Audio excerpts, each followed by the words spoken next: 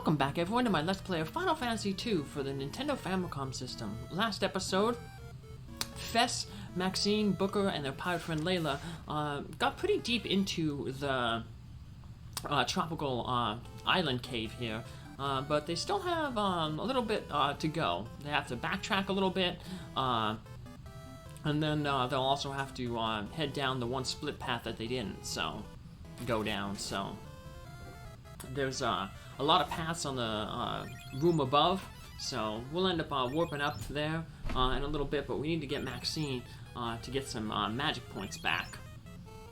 So she'll use her ether here, and then she'll be able to warp us back a little bit. So, and there's quite a few staircases in the previous floor, all leading to different areas. So what do we want to do here?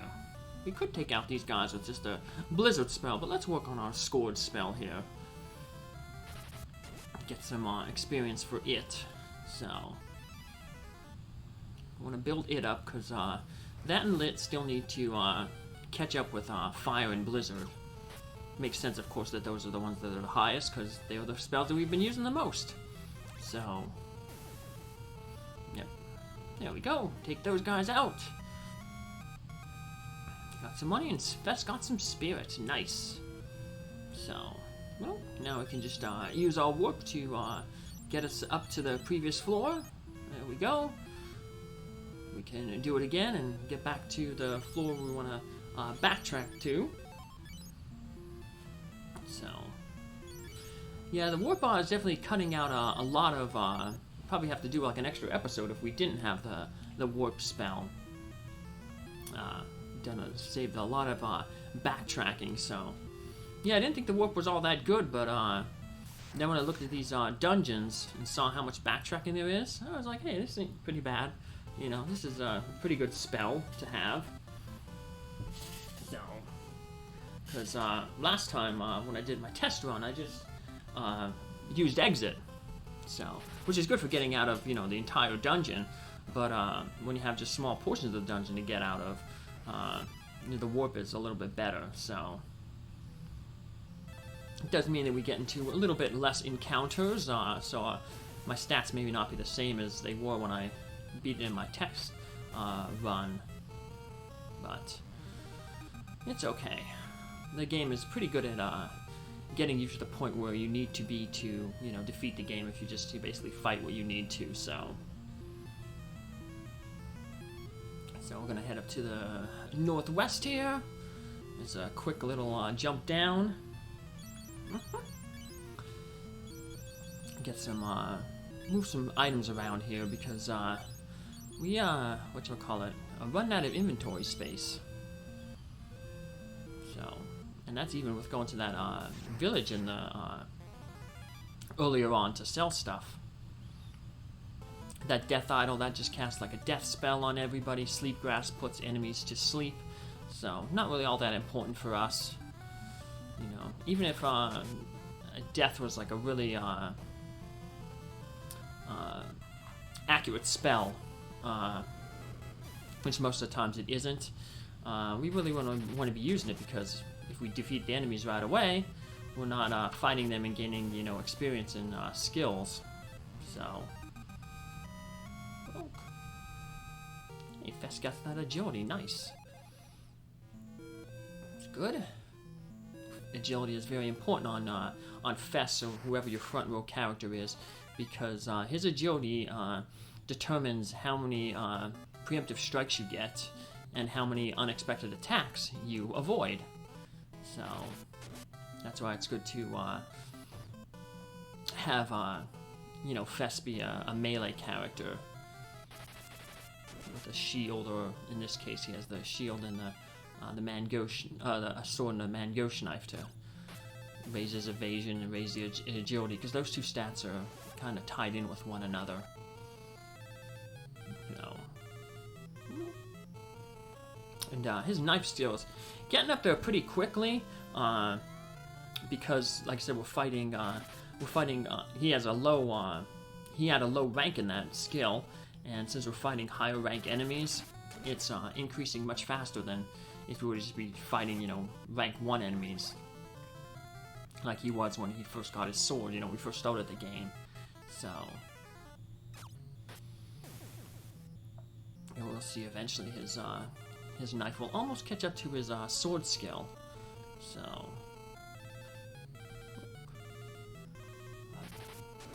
of course they'll never catch up to Booker's, of course, because he is just focusing solely on sword and shield, so he's gaining things all the time. So, we're just going to head over to the east side here. That treasure chest is very difficult to see, but it's nice how the thing is getting darker as we go down. There's less light. Actually, you don't have to go deep into a cave for it to be pretty dark. I know I mentioned growing up in Pennsylvania, there was a lot of caves to explore, towards places.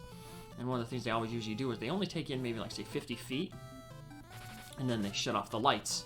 And you just see how dark it is, how quickly in the cave, so... Uh-oh. There's the princess making some noise. So... yeah, she's out causing trouble. She'll be really good, of course, when I'm not recording. But... I think she wants my attention. So... unfortunately, right now, my dog Spartacus just has my attention. So... we got these brain enemies, the Changers. These enemies, they're aptly named because they like to cast the swap spell, which changes their stats with your stats. So they could potentially be a good way to, gain, like, skills and stuff. Because, or potentially, like, magic points. So, like, say the Changer, does a change right now on Fess. Fess would gain some MP. Because the Changer has MP, and Fess currently right now has no MP, so their stats would kind of switch. So, and that's how some people, break the game. They get the the change spell, the swap spell, and then they go back and they cast it on like a weak enemy like the Imp, and then they get brought down to 6 hit points, 0 magic points. So. You can get a lot of stat gains there. So Leila got switched, so she got switched there with a Changer that was injured. So that's why she has low hit points now, only 29. But she gained back all those magic points that she lost. So sadly, yeah, when it switches, it only puts you to its max. So even if whoever's casting Change has more magic points than you have max, you'll only get up to your max. So. But hey, it means that Leila can cast her thunder spells if she wants to again, but I'm not too worried about her. She's in the back row there, and the boss of this thing basically just casts, he doesn't cast spells, he just physical attacks. So she's perfectly safe there. So we're gonna have to make some room here, so, because we're gonna get a black mask in that treasure chest back there. After we defeat this boss, so let's just use up some items. There, we got 2 items out of the way. It's the Bighorn, the Guardian of the Black Mask. Surprisingly, he's like the boss of this area, because if you're going through the game regularly, the big horn here is actually an enemy you can meet in other dungeons. So it's like a boss monster before it's a... it's a regular monster before it becomes a boss monster. So, he has a lot of hit points, can hit hard, but that's all he can really do. So, not much of a threat. So, I guess you can see he's like almost a tougher Hill Gigas. So, but this guy's only appearing in 1, so hopefully we can curse him, but I forgot to switch the swords out there earlier, but yeah, it's all good. So, yeah, he hits pretty hard there, but Booker has some pretty good evasion, so he's not getting hit too often. And Fess, if Fess gets hit, that's okay, because we still want to gain, we want him to gain some hit points. So, yeah, he's definitely lagging behind in Booker there, obviously because for a while there we had Maxine in the front row, and the way the game is programmed, it's kind of bugged. The enemy tends to focus on the second and third row characters rather than the first and the fourth. So Fess wasn't getting targeted a lot and losing hit points to gain that stamina and hit point growth. So,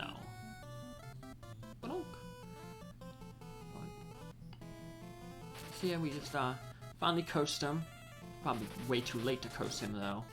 So this guy's a magic beast. So the wing sword actually does extra damage to him. The wing sword has the property to deal extra damage to beast type enemies.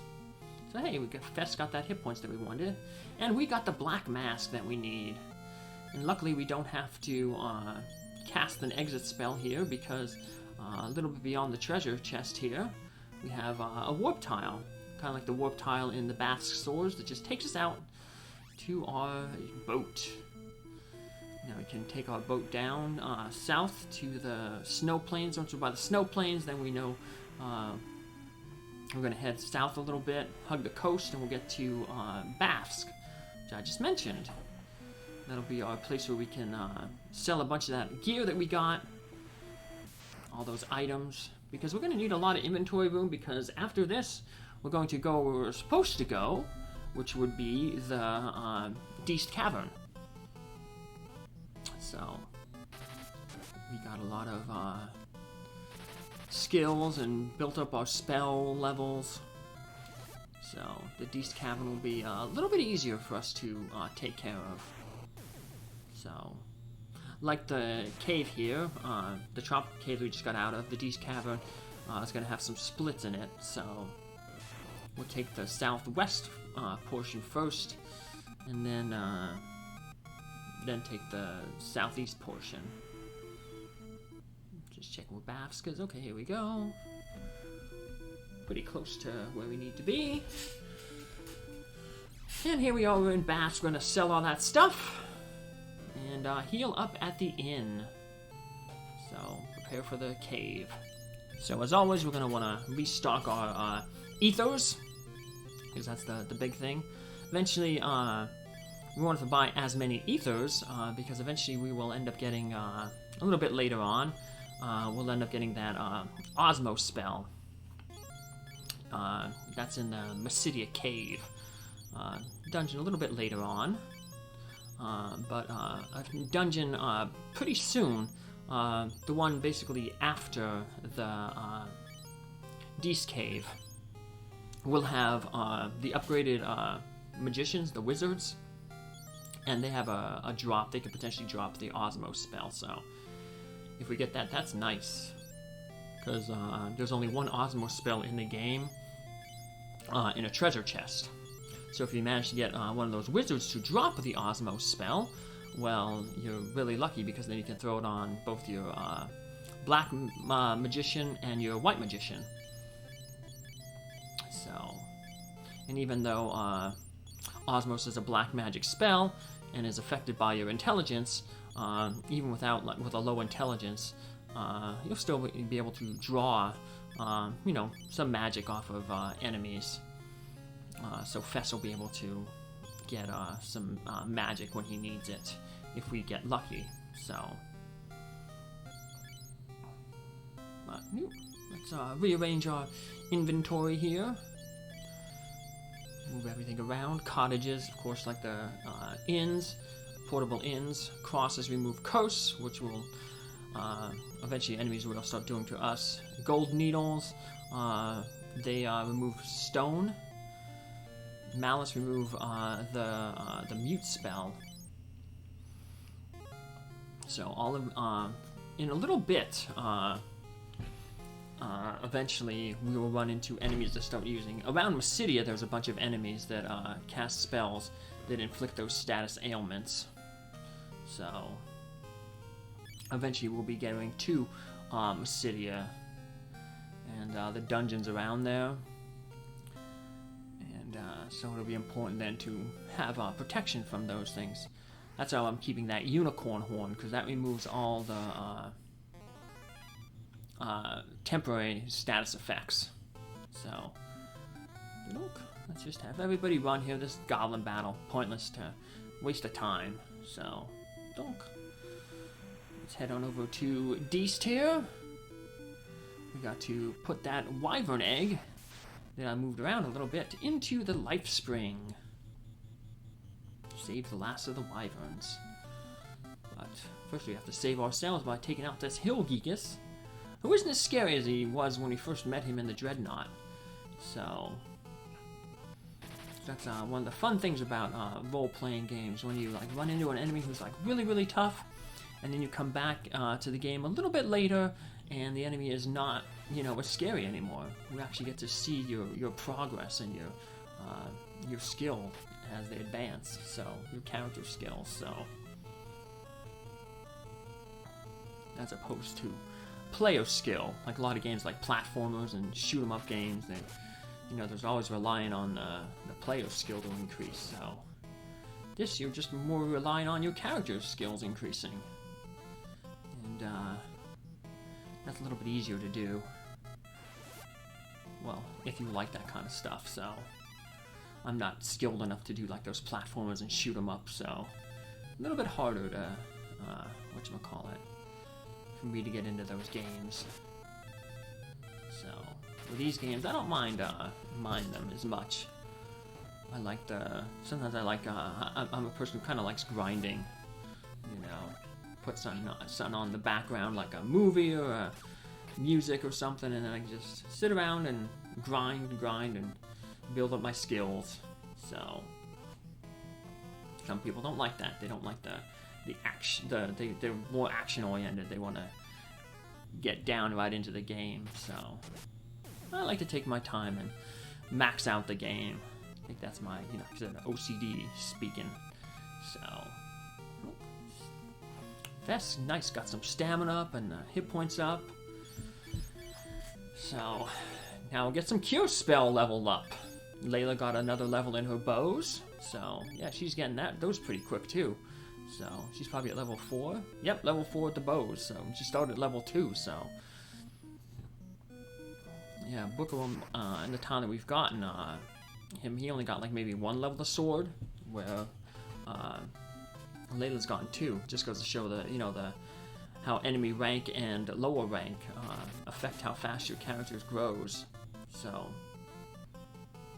of course it might be a little bit of a tougher time growing, because say if I switched out to spears or a different type of weapon type with Booker, you know, he'd only be doing 1 attack at a time. So doing 1 attack, so he wouldn't be able to defeat the enemies as quickly.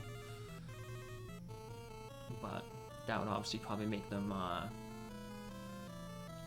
make his skill rise faster, because he's attacking more often. Because the amount of times you attack factors into how much experience you get in a fight. So, look, there you go.